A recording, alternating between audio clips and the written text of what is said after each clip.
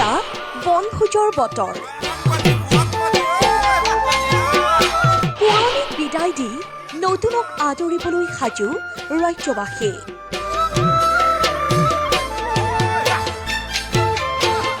যান্ত্ৰিক জীৱনৰ পৰা ক্ষণিকৰ বাবে আঁতৰি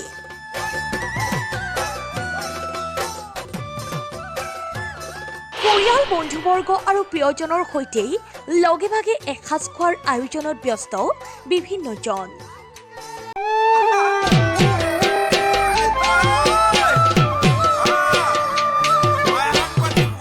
ৰাজ্যৰ প্ৰান্তে প্ৰান্তে চলিছে বনভোজৰ আয়োজন।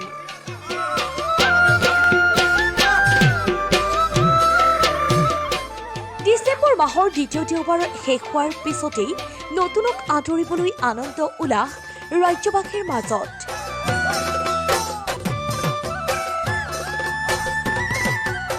ভিন্ন প্ৰান্তৰ বনভোজস্থলীলৈ সোঁত বৈছে বনভোজকাৰী দলৰ।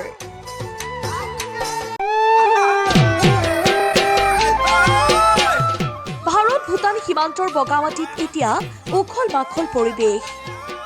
কাৰ্বি আংলঙৰ প্ৰকৃতিৰ মাজত থকা বনভোজস্থলীটো দেখা গৈছে বনভোজকাৰী দলক মুঠতে চাৰিওফালে এতিয়া নতুনক আদৰিবলৈ উখল মাখল পৰিৱেশ।